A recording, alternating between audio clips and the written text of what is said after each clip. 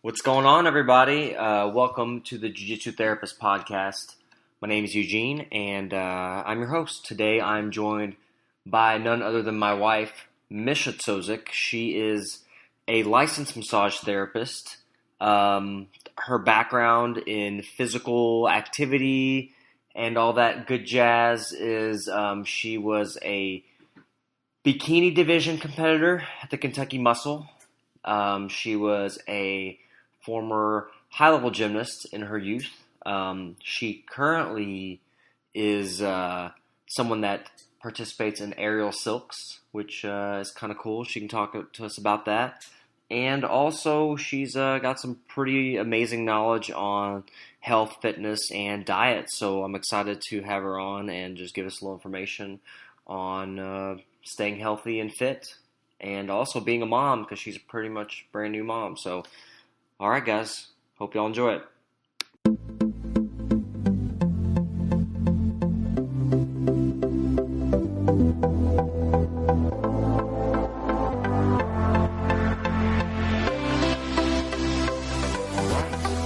Hey, Mish. Hi. Thanks for joining me. Yes. You actually just had a aerial silks performance today, which is something kind of cool. Tell us a little bit about kind of what aerial silks is and what you do. Okay. Well, I was really interested in aerial silks. It was a performance, style of performance I saw with you, like at Cirque du Soleil. So if you've seen any of their shows, you've probably seen aerial silks along with lots of other aerial apparatuses. But the silks it's also known as tissue, aerial tissue or fabric. And it's basically a suspended piece, two pieces of fabric. It's actually one long piece of fabric that comes down two sides. You can climb up it, wrap yourself up in it, do lots of strength-oriented, flexibility-oriented skills, depending upon what's better. I'm a little bit more strong than I am flexible, so I tend to do things that revolve more around strength than flexibility. I'm still working on the flexibility part, so it's not horrible, it's not great, it's somewhere in the middle. Today was my second overall performance with my very first routine ever.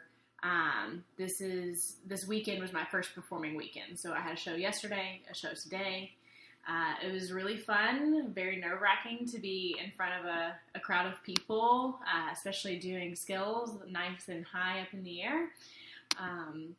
But it was a lot of fun. I really enjoyed it. It's reminiscent of of gymnastics. I like the fact that it's skill-oriented.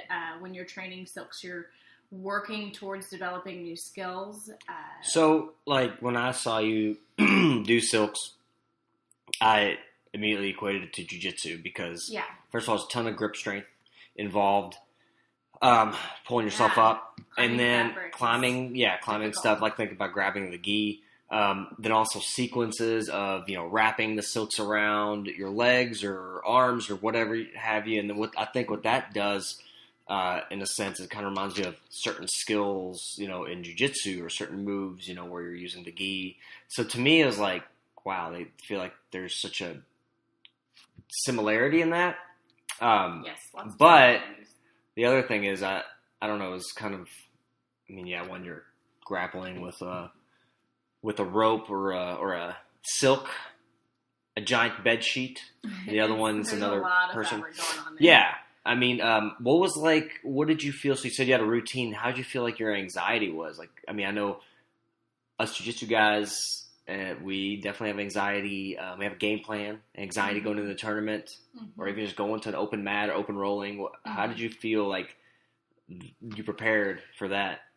Well, there's not a lot I feel like you can do to prepare for the nerves that are going to come your way. That's just part of being in front of people. And then, like jiu-jitsu, a performance aspect of it in the light that you have things that you want to accomplish, things you want to do, a certain way you want to do them, and you feel like there's a lot riding on that. For me, training I did a lot for this specifically having a kid, I couldn't get into the gym every single day and be there doing my routine over and over. I didn't have a lot of extra free time.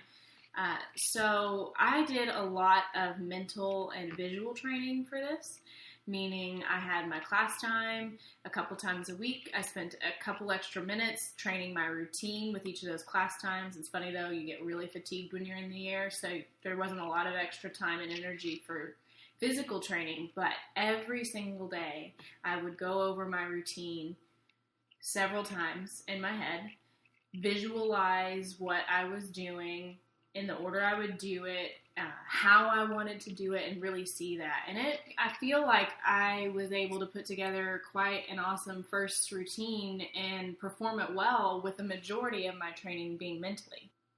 Again, I think equating that to jiu-jitsu, similarity would be having a game plan. So, you have a plan A, or you're going to do your takedown, and this move, that move, this pass, this submission.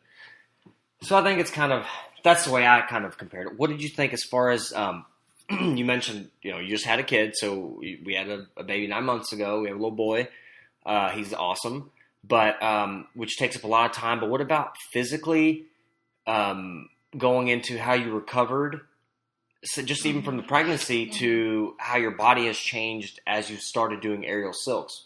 Right. So I think it was really important for me to get back into being physically active. I've always been, for the most part in my life, a very physically active and athletic person. And so I really, after having Oliver, the first 3 months I took focusing on just being with him. And then right at the 3-month mark, that was when I decided, hey, I want to get back into stuff. And I've been thinking about aerial silks for ever, and it's time to pull the plug and just do it. So at 3 months postpartum, I started training at the gym where I currently train for aerial silks. And it was really difficult at first. I had a lot of core strength to develop back. I had to go through a C-section, so they did have to sever all of my abdominal muscles, and aerial silks is very heavily oriented around core strength and upper body strength.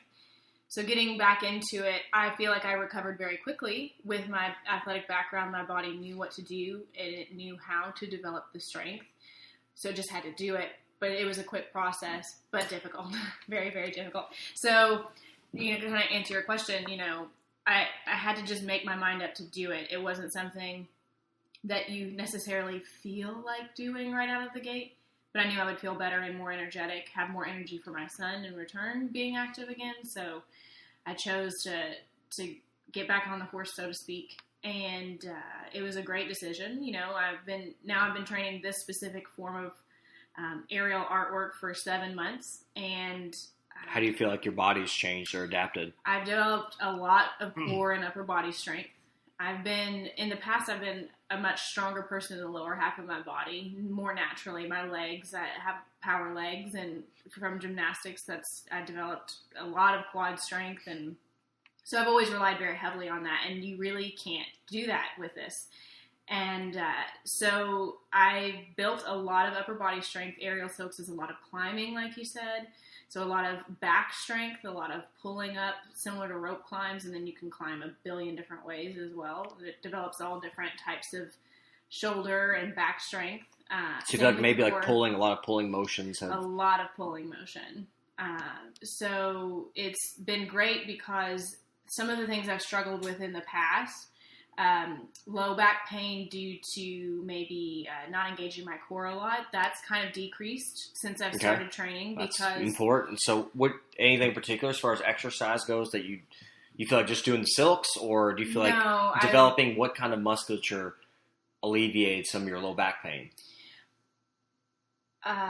Well, the core, I really think is important. It's like abdominal strength. Abdominal strength. And I think that it's the silks, because the silks is so core intensive, that helped me a lot with that. I didn't have to train my core so hard at home because I was getting that in aerial silks, and it's helped, I feel like, two things: the core strength and the fact that it's a lower impact type of exercise. It requires a lot of strength, but there's not a lot of compression. In fact, it's the exact opposite. You're hanging in the air. You get a lot of stretching and opening up. So it's kind of like, non-weight bearing, really, kind of I think by compression, what you mean is, when you're walking, gravity's pushing down on you, but when you're hanging off of something, it's kind of like releasing. The gravity's working with you to create a little bit of a gapping or stretching.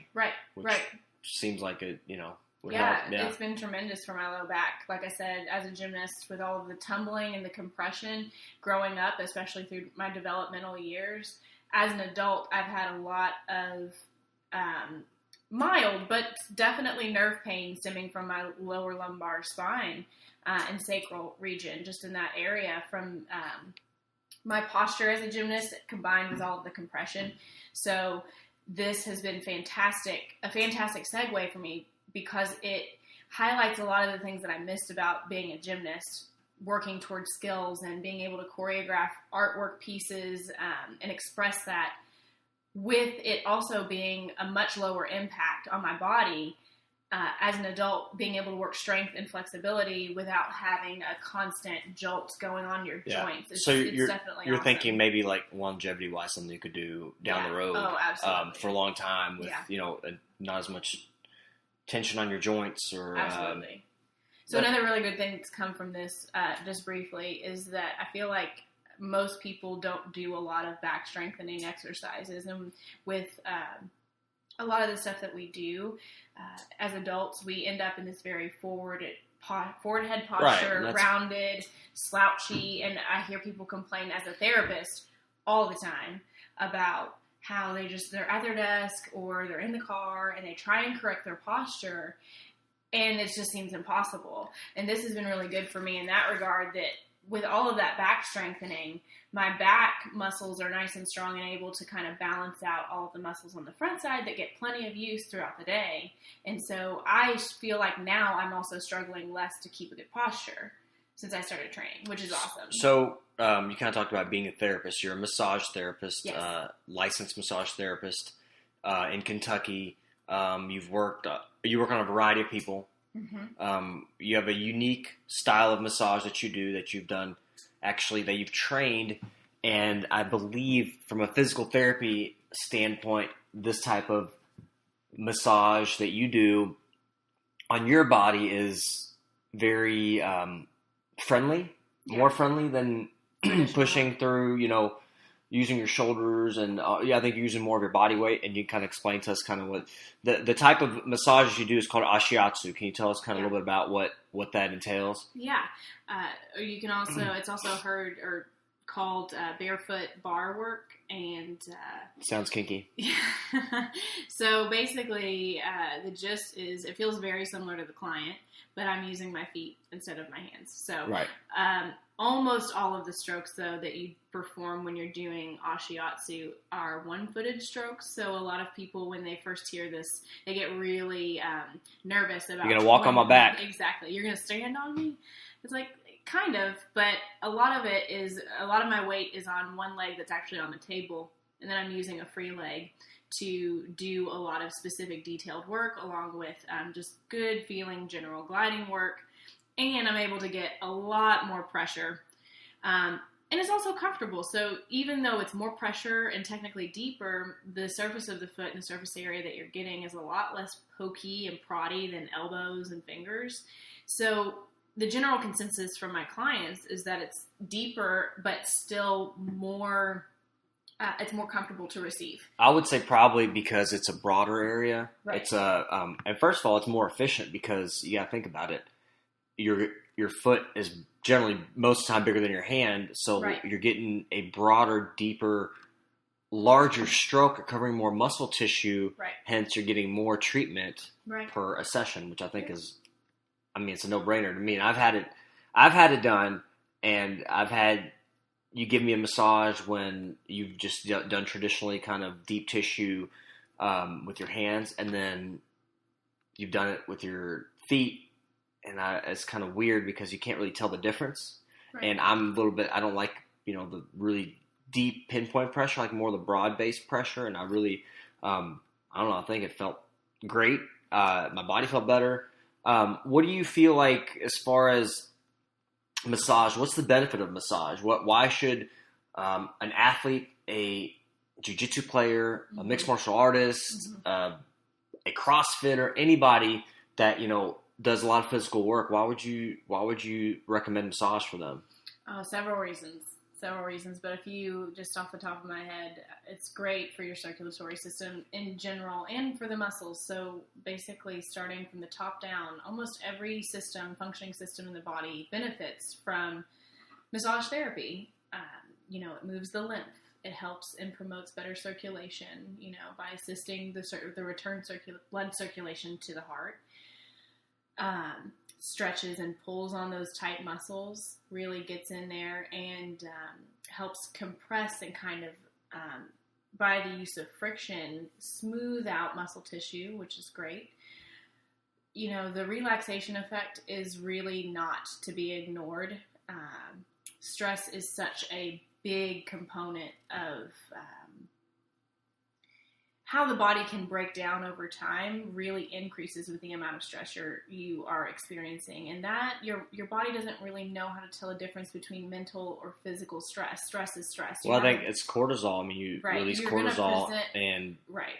It's pretty much not just physical pain or tightness. It's also anxiety, tension, heart disease, all kinds of crazy stuff that it's kind of like can come from being exposed to the hormones your body produces when it's under stress. They do serve a purpose. You do have a stress response for a reason. The problem is that you are not designed to live in a state of stress. For sure. It's a short-term thing. That's what those hormones are designed for. It's to get you out of stress as quickly as possible, to get you away from the stressor. So when we live in our current situation, you hear people talk all the time about, I'm just stressed out. I'm stressed out all the time. Well, you've got to figure a way out of that type of situation. You have to manage it. You have to figure out a way to deal with it. Massage therapy is definitely an excellent tool for that.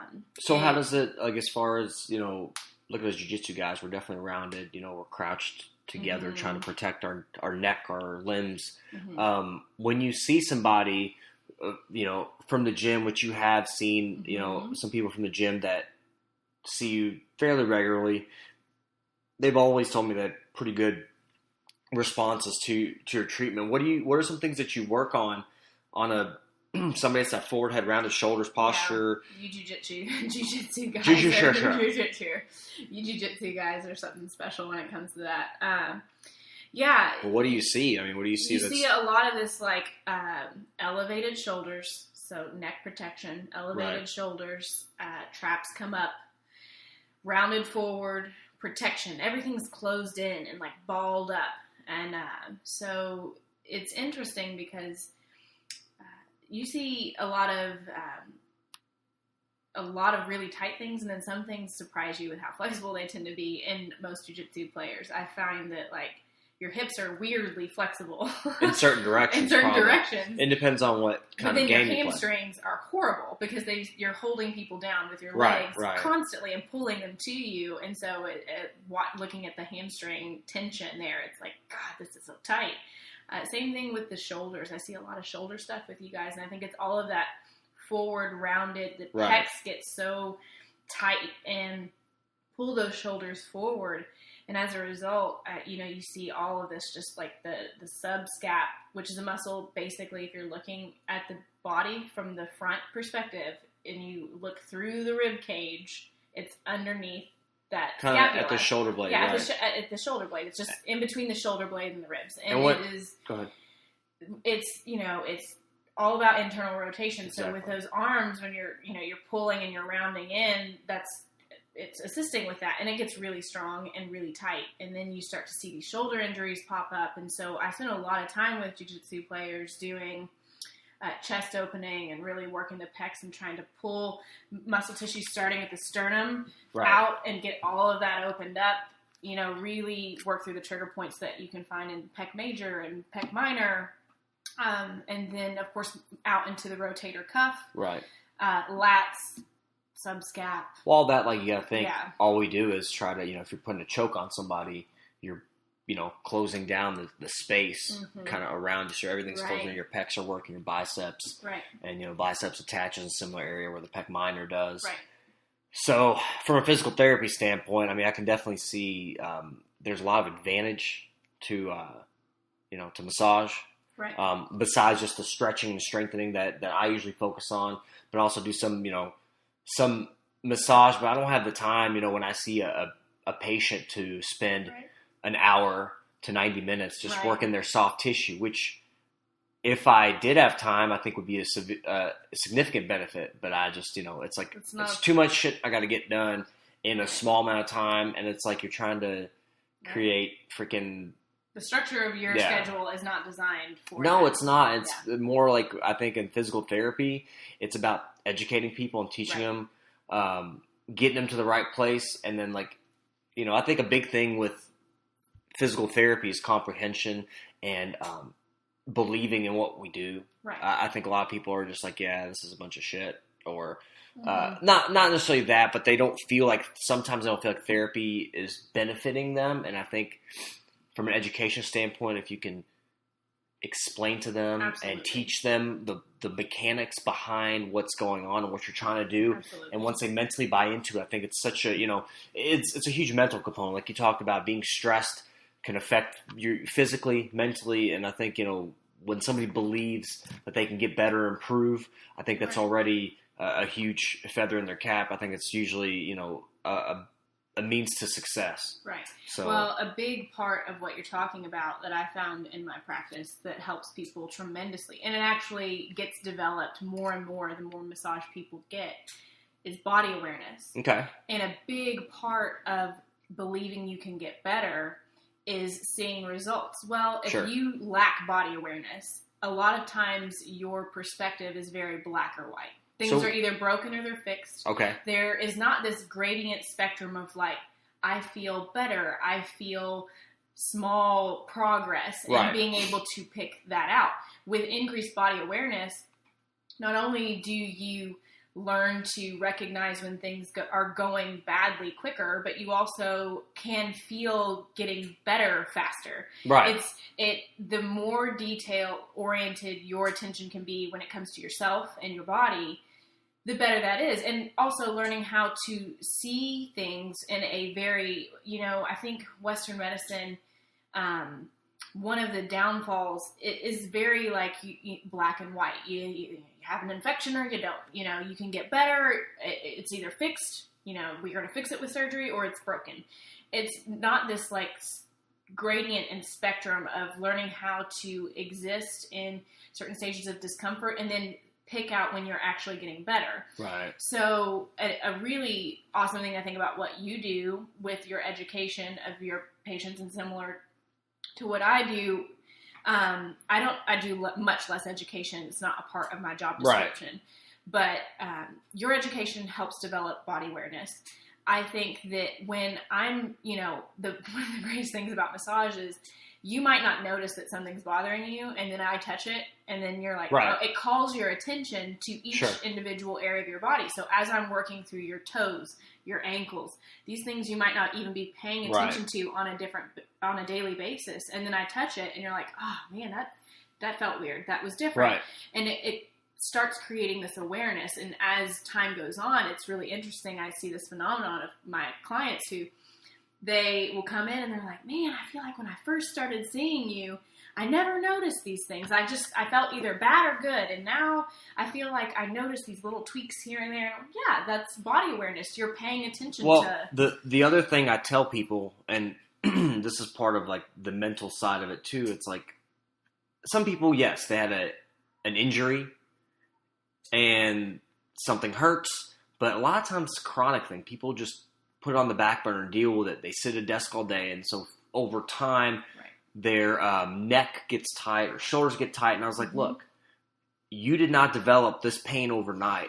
It happened over. So it's I can't fix it or fix you in a matter of 2 treatments or 2 days or whatever. It's a gradual. It is, process. And it's people, I think, fixate on things they can't do, and they don't fixate on things that they can do. It's oh, well, I couldn't reach my hand behind my back to fasten my bra, but now I can't, or I couldn't wipe my ass, or whatever. I mean, that's like, that stuff is important, and it's gradual. It's gradual. It's like your tissue has to respond to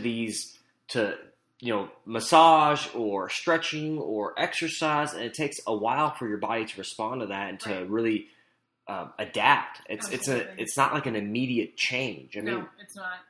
Like you said, it took often years to develop the type of tension and stress, right. and it's habitual. So your body is used to this position, right. and it's gonna want to go back to that. What do you feel like as far as if somebody gets into getting massage? Like for physical therapy, we'll see anybody. It just depends on the injury, but say somebody has back pain 2 to 3 times a week, 4 to 6 weeks, just a general. That's kind of a general thing.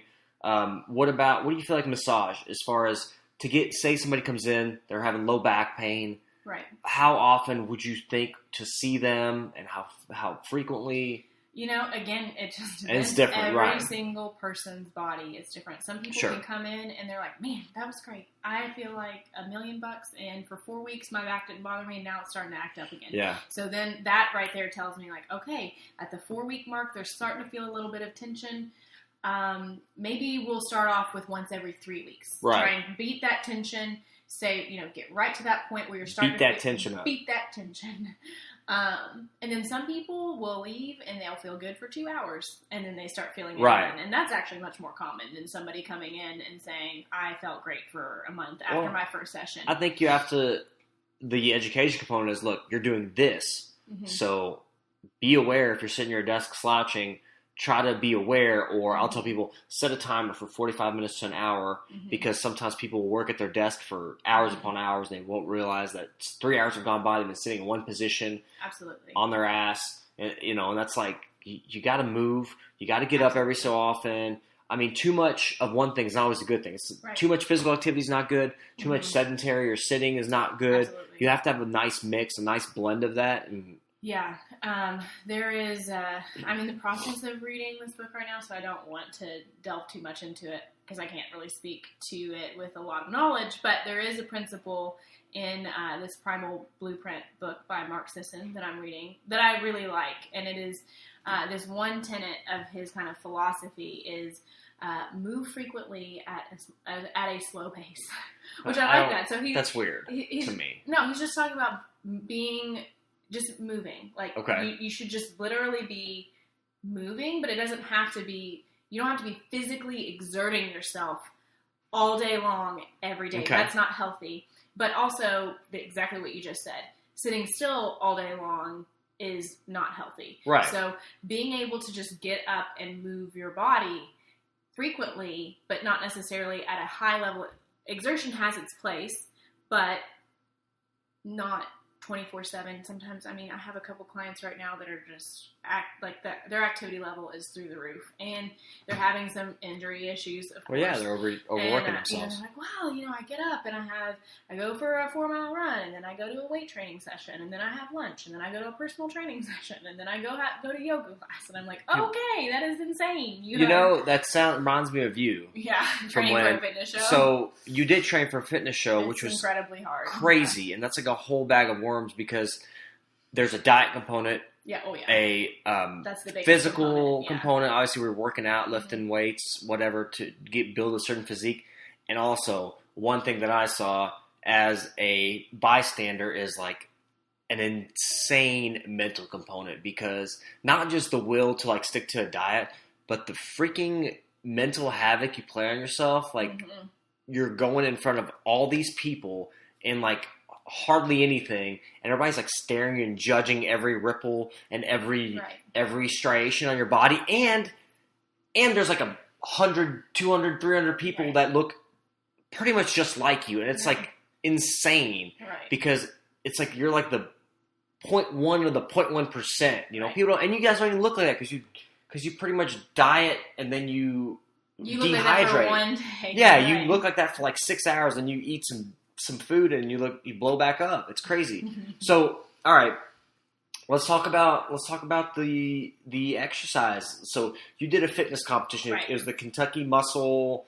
I did a couple. I did 2. Right, you did 2. So definitely not a professional by any stretch of the imagination. Well, but you did pretty well. In your second show, you actually won your division. Yes. And you did the bikini, which is more like it was a national qualifier, so it was a decent show. There was a very high level of competition. What are the there's different classes or different different muscle builds or builds of like body build physiques. Okay, so you did go us through the list. So the lowest one is bikini, which is like the least muscle mass, kind of. Of the 4, okay. It's definitely the least okay. muscle mass. What's next? The next one is goodness, it's not physique. It's fitness? Figure. Figure. Fitness is basically like a figure or physique competitor build doing like an acrobatic routine. Awesome. So it's like a weird cross. Like a weird gymnastic. Yeah, there aren't a lot of fitness competitors in that. I mean, there are, but you don't see, like, on a single competition. I think with that, actually, to go on tangent, like, the muscle mass and flexibility factor, like, with those people, it's kind of crazy to think about. Because they're pretty flexible. It depends, I don't think I've seen any men or male fitness competitors. So, I mean, just in general, women tend to have a higher level of flexibility. So bikini, then what's the next one? Bikini, then figure. Figure. Then physique. And then bodybuilding. But that's the women don't have. The women, as far as I know, they still do. I had heard some rumors of them trying to get rid of female bodybuilding, but I'm not sure where that's. And that's usually not natural, so to speak. The upper echelon of. Those are the ones that you look when you think of a female bodybuilder, and that stereotype comes to your mind. You're thinking of that class. You're thinking physique about and bodybuilding are both pretty high levels of muscle mass. For women. When I think about. Female bodybuilders, think of Adam's apples. Mm-hmm. Adam's apples? Mm-hmm. There you go. Mm-hmm. Yeah. Sorry. Yeah. But, yeah. So you did bikini, which is the lowest. It's just. It does. Man neck. Okay. So you said you did bikini, so you did a certain weight. Right. What weight did you? Weight. What was your? Okay, height. You did a height. Mm-hmm. Height. What was your height? So you don't weigh in, at least at my level. They didn't weigh you in. It was all based on your height, and I think my class was like 5'2" to 5'4". How far out did you start dieting or training? Or 5'0" to 5'2". 16 weeks, so 4 months in advance. My first show I only did 12, and I didn't get lean enough. Partially because it was my first show. My body, every time you cut weight, your body gets more efficient at it. And you also typically build muscle in between, so every time you do a show, if you're doing things right, you should be getting better and better because you should be able to get leaner.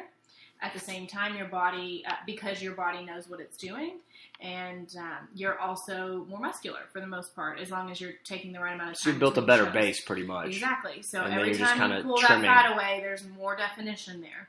That's the goal for this. So when you start out, I mean, it's funny because I did a little bit of coaching with girls. Everybody wants to win, and I get it. But trying to modify their expectations and tell them, like, listen, some of these girls, this is their 8th, 9th, 10th show time, like, cutting weight. They are going to look a lot different than you with this being your first time with the weight coming off. It's just that simple. And I've been to one of your, or both your competitions, and I've seen there's some variation. There are some people that I was like, why are you even up there? It's important, though. I respect that. You got to get up there, and a lot of the people that you hear, like, they don't want to get up there till they're perfect, and they never compete. Right. Because they wait, and then they say, oh, God, I'm not going to be good enough this time, so 4 weeks out, they quit. 12 weeks was my first show. Okay. 16 weeks dieting, takedown for my second show. And by the way, that time is for fat loss. So your primary goal is to lean out over 4 months, very, very slow, so you're not burning into that muscle tissue, that you're just peeling away fat. That's the goal. So what did you do for exercise? Like, what are the things that because you trained probably like 3 times a day? At the end, not from the beginning. So it's a gradual process. The first 4 weeks, it was like I had 4 to 6 weight training sessions a week and 3 separate 30-minute cardio sessions a week. After the first 4 weeks, that slowly started. The cardio sessions went up. So I always kept about 4 weight training sessions a week. And then I would increase the amount of, I never really, for my second show, and I did much better with my second show, I never really went over the 30-minute time marker for cardio sessions. Okay. A lot of coaches will have you go 30, all the way up to an hour per What'd you session. do for cardio? I switched it up a lot, so I tried to rotate between a Cybex arc trainer. Yeah. That was one of my favorites. The stair mill, a good old stair mill, that was definitely very effective for me specifically. And then incline walking on the treadmill was Get that booty sweat going. Oh yeah. Incline walking on the treadmill, the stair mill, arc trainer, some elliptical work. Although I just You ran some too. I right? ran, and I saved my running for the very end.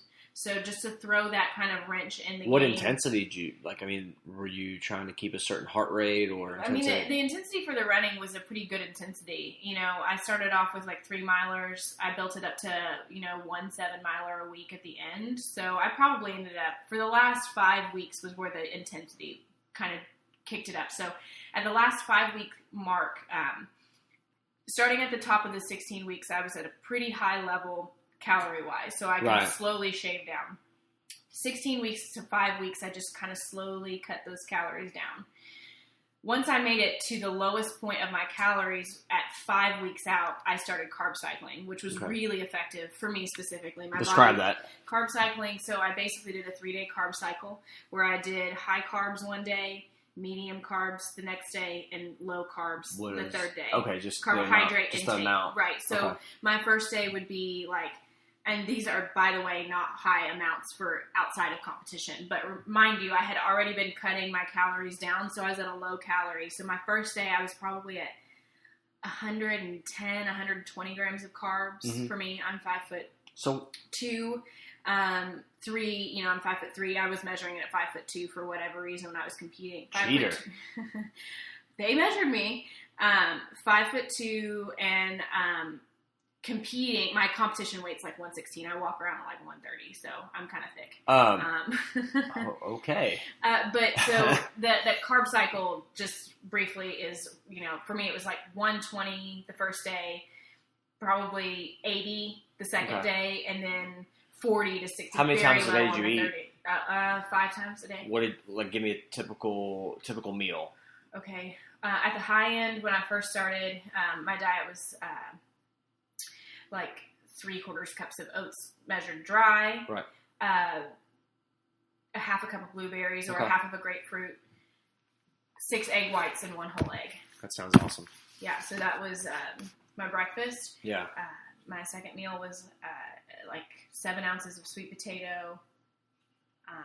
No, it was 3/4 cups of quinoa, a cup of green vegetables, so either broccoli, green beans, something like that, and then 4 to 5 ounces of chicken. Okay.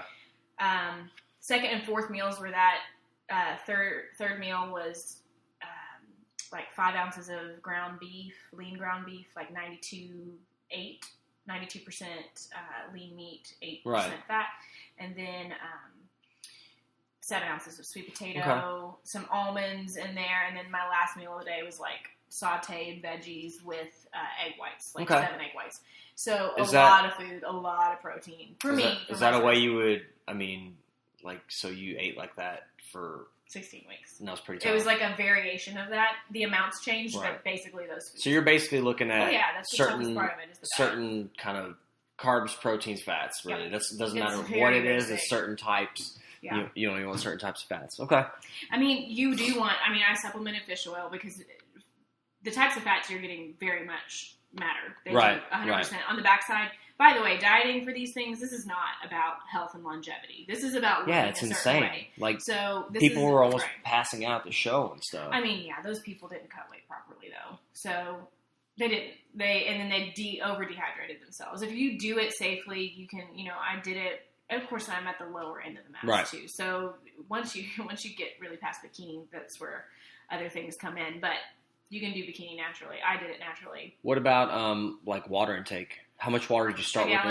A gallon a day, and then when you're cutting peaking or out for the last during last week, what did you do? You just deplete your water and your body peaking out is a whole other thing. But so basically you ramp up that water intake so your kidneys are filtering water out at a higher rate. So 2 gallons a day for the first. Okay. So that's crazy. Yeah. So Sunday, Monday, Tuesday, Wednesday, Thursday, all of those days, 2 gallons. Then Friday, back down to a gallon. But for a week, your body's been cutting weight or it's filtering out 2 gallons of water. So your kidneys are still functioning at that rate, and it pulls even more water out of your tissue. That's one of the ways that you get that tight look. So that you're cutting down to a gallon of water on Friday, and then you sip water as needed on Saturday. So it gets pretty rough for some people. Some people do it differently. They just cut out water gradually altogether and don't do the higher water intake. Some people manipulate sodium. Okay. I did a little bit of sodium manipulation with my second show. I liked it a lot. I felt like it helped me come in a little bit tighter. And then you also do carb deprivation followed by carb loading. There's a lot that goes into peaking. So what as far as just now, what's your normal diet? Like, what do you think? Oh God, my diet's crap right now. Well, okay. Let's talk. I mean, something that I feel like, we read about a lot, and there's all this ketosis diet, these different diets. One thing I think is just a really easy way to just kind of help your diet out is, I think, limit sugar, 100%. Because if you can pay attention to one thing, have your sugar intake. Right. Well, the thing that I found was really super interesting was that there's a lot of research as far as how sugar is inflammatory to your body. So I think if your joints and stuff are hurting, or you're drinking a ton of sugar, like Pepsis, whatever, any kind of drinks, soft drinks, even, look at soft drinks. I mean, goodness gracious, I get so many people who are on their health kicks and they come in and they've been juicing and they drink fruit juices, which are basically they're juicing fruit. They're pulling all of the fiber and pulp out of it and just drinking straight fructose and straight sugar. And there's healthy. Come on, what are you talking about, dude? In there. But my goodness, that is it's like if you want the fruit, if you want the benefits of the fruit, just eat the freaking fruit. You don't have to juice it. I think you should drink tons of milk, and that's for you. That's for Chewy. Chewy, I know how much you love milk, so I have to put that in there. Milk's got a lot of lactose, which is milk sugar. So a lot of people think, oh, I'm going to drink milk, but milk's got a ton of sugar. Right. So that's also something you really got to watch. I mean, dairy is not necessary. You can get as far what about supplementation? What do you recommend as far as? I mean, I know fish oil is great for your joints and stuff. I think one thing which is kind of controversial in a little bit is chondroitin or glucosamine. Why is that controversial? It's not really controversial. It's just it's there's research and it's very conclusive. So, and it's kind of expensive. So you can buy it over the counter. It's basically shark. Some people do shark cartilage or whatever. And basically, what it's supposed to do is it's supposed to help the cartilage stay healthy, help lubricate your joints, all that kind of stuff. But there's not been a lot of research. But on the other hand, if you feel like it helps, I mean, there's a placebo effect, and do it. But I had a buddy who had a dog who was my dog's arthritic. It was old, like a 10-year-old dog, and he would give it medication for joint supplementation, and the dog would move better. Right. And a dog doesn't. Really have a dog doesn't really know. I'm getting a medicine or I'm getting a supplement or I'm not. So that tells me something. There's something to it. I just don't think. I think there is something to it. It makes sense. Kind of the thing that you are what you eat type component. Absolutely. But I don't think it helps or works for everybody. I think certain people's bodies respond well to certain supplementations. Certain bodies don't. Well, ideally, you're going to get almost everything, if not everything that you need from your food. Right. Because that's how your body is designed to absorb and take in new building blocks, new materials, is to get it from the food that you eat. That's how we're designed to do that. So supplementation is definitely a step down from getting it directly from a food source. When you're strictly talking about absorption through the gut lining alone and being able to take in that stuff. That being said, supplementation, there's lots of research to show that supplementation for certain things definitely works. That's why they recommend that pregnant women take a multivitamin with folic acid. Right. Because once that started happening, the amount of neural tube defects decreased drastically. Right, but... So you can get things from supplementation, clearly. The level to which every individual thing, how effective that is, that's going to vary with each thing. I would say, though, that there are a few things that you could probably supplement safely and know that you're going to get some good results from that over time. Yeah. A couple of those, making sure that you're paying attention to, just for energy levels alone, your vitamin B12 specifically. Right. A lot of people tend to be deficient in that. So they get it like they're just through supplementation, just the vitamin or something. Right. Okay. And if I'm not mistaken, I think you can get that from, like, that's a meat thing, along with iron. Okay. So these specific things, if you are vegan or vegetarian, you're really going to want to pay attention to how your body's getting that, because the best way to get that from an absorption standpoint is really from meat. When those things are found in plant sources, they're bound differently, so you don't absorb them the same. Your body has a harder time extracting those vitamins and minerals from the plants than it would from the meat. So, and there's a lot of science, really detailed science behind that I won't get into, but you got to pay attention to those levels. And as you get older, and you start feeling more fatigued, it's probably not a bad idea to get those things checked frequently to make sure that you're not, deficient in these things. Sure. A lot of people, your ability to create vitamin D really decreases as you age. And vitamin D is one of those really special vitamins that, it acts as a hormone by itself in your body. Okay. And so if you're not getting the appropriate amount of vitamin D, it can really screw with a lot of your body's natural processes. So that's a really good one to look at. Specifically, you're going to want vitamin D3. I think it's also known as like cholecalciferol. Okay, there. You can look at it on the back of the it's just some like multivitamins and stuff. D3 is really important. I supplement that by itself separately from my multivitamin. I spend a lot of time in a room without any natural light, and your skin, the cool thing about your skin is that when it's exposed to UV rays, it helps your body produce vitamin D. And it does that, I think, by converting melatonin. I don't know. I'm pretty sure that's what happens. You could probably tell me it comes off of trees. Melatonin is that sleep thing, right? So that's that sleep thing. That sleep thing. That's that hormone that helps your body sleep, that triggers your body to go into sleep. Well, when it's time to be awake during the daytime, your body breaks that melatonin down into vitamin D, which also runs other processes. So the point here being, you're gonna need to make sure that you are not deficient in these things. Gotcha. Vitamin D is one of those really big ones. My mom recently found out she was super deficient, has probably been deficient for a very long time, starts taking a very high potent level of vitamin D that's prescribed to her, and you're going to want to check with that because, too much vitamin D is not good either. Right. So she got the go-ahead from her doctor, got the prescription for the high potency vitamin D, feeling a lot better now. Okay. So, well... That was intense. I don't know if I keep up with all that. There's a lot of information. So just vitamin D. There you go. Vitamin D. The B12, gist of that: iron. vitamin D, B12, iron, and that was insane.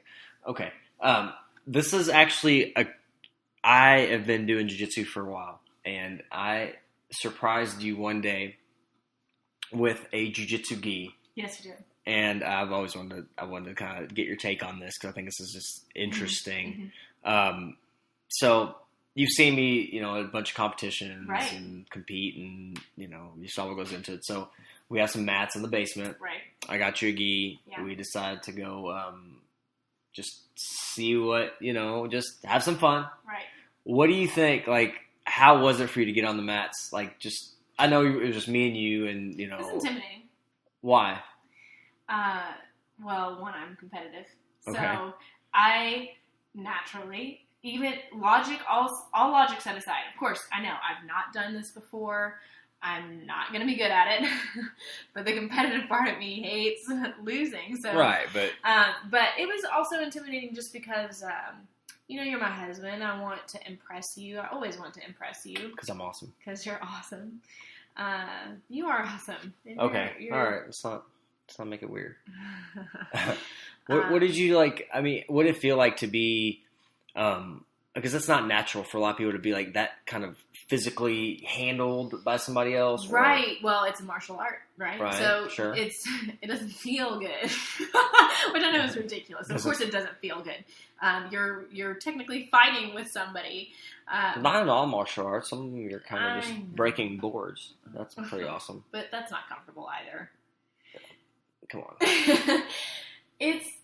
I think that is going to be the challenge moving forward. Rolling with you, it's still rears its ugly head. Is that I have a hard time. I think on a subconscious level, no part of me is thinking you're my husband. You shouldn't hurt me. That's not it at all.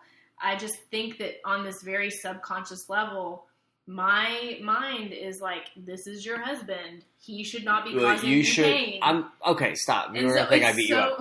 I think, okay, this is what I think. Jiu-Jitsu, if they're Jiu-Jitsu players, they're going to know. Right. I think that it's not comfortable to be in a choke. Like we have a ton of girls that are now training. I think that's, that's because like what hurts on a female more than a male, I guess. I don't know. The boobs. The boobs, yeah. That was a like, big one, actually, rolling. We started rolling right after I had it was like 3 months. 3 months, 3 months after. Right at the same time I started silks. And I was still breastfeeding at the time. And all of this, like, you laying on top of me, like that chest compression. You're making this weird. Oh, I don't think I'm making it weird at all. It's really awkward. It's part of it. The pressure I'm embarrassed. from the top. I'm embarrassed. Like when you're, like, creating pressure. Okay, yeah. Isn't that what you call it? Sure. It was so uncomfortable. I was like, oh, stop! It's killing my chest. So. What do you think? Like, do you feel like Jiu-Jitsu's got some benefits for just women, or just for self-defense purposes? Well, of course, it does. Sure. They're like anything else. The way that you train Jiu-Jitsu in a gym is not necessarily the way that you would use Jiu-Jitsu to defend yourself. Well, yeah. I mean, there's certain things that you would do in Jiu-Jitsu because people can't hit you and strike you when you're competing, but you would definitely probably not do while you were on the street because people don't follow those rules. That's a big thing as far as like in the Jiu-Jitsu community or martial arts community, as far as sport Jiu-Jitsu versus self-defense or whatever. There's kind of like what's practical, what's not. But I think that's in every martial art. There's certain things that are practical and certain things aren't based on, you're not going to, certain things you're not going to do, you're not going to. Well, I mean, even, and it goes in reverse. Like, you definitely do not want to be throwing kicks at somebody who's good at grabbing your leg and putting you on the ground. It depends. I mean, so, hello. Hello, Oliver.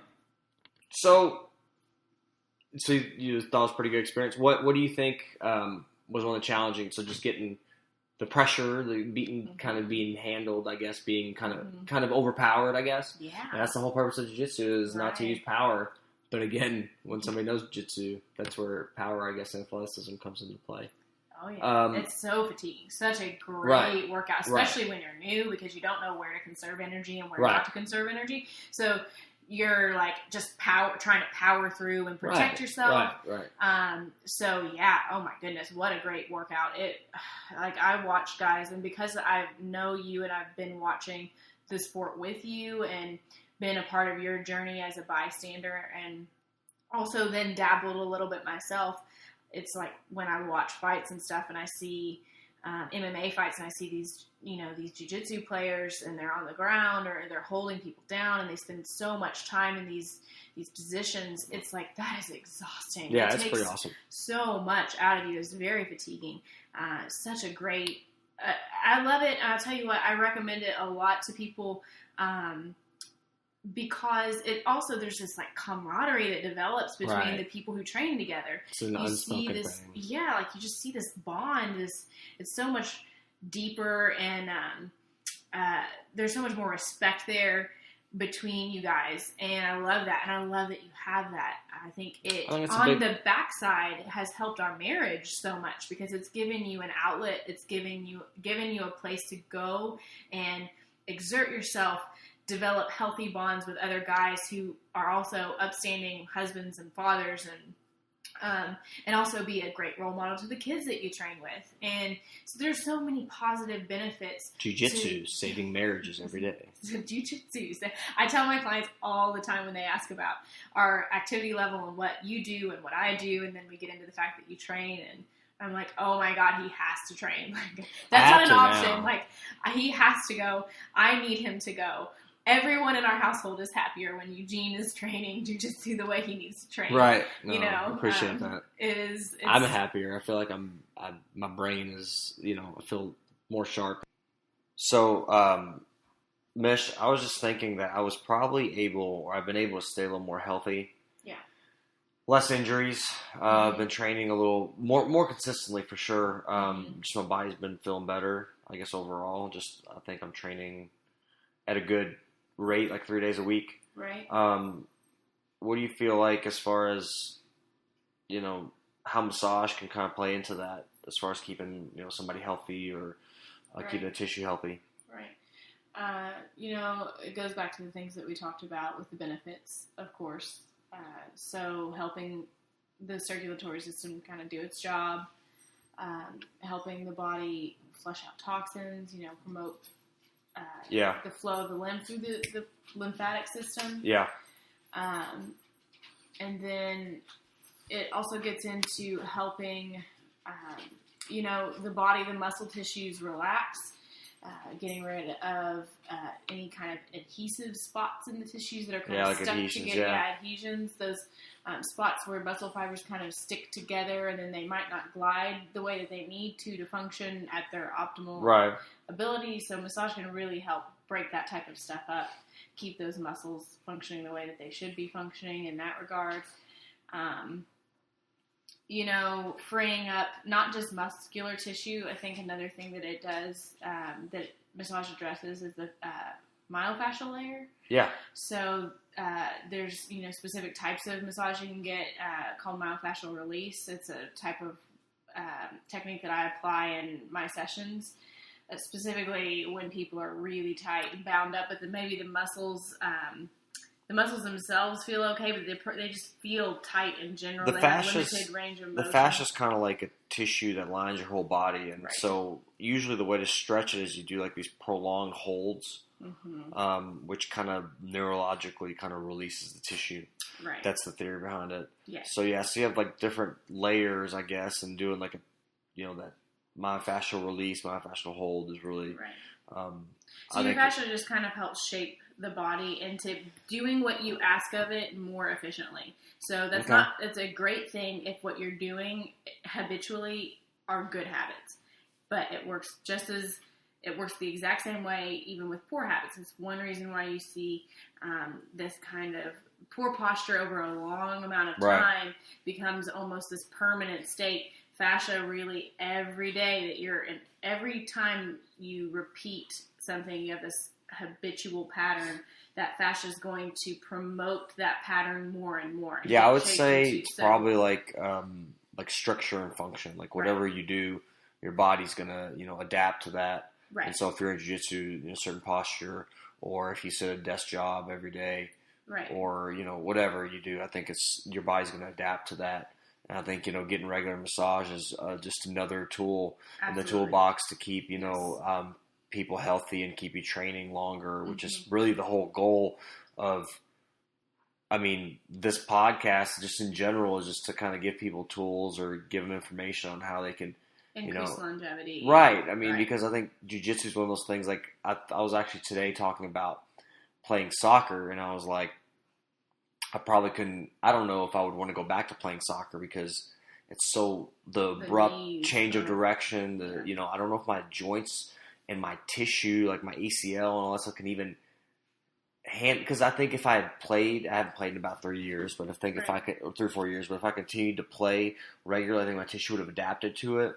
But I think if I go back and play now, I don't know, I'm scared that, like, if I was playing on turf, what I would do to my knees. Oh, yeah. Well, isn't turf a little bit more...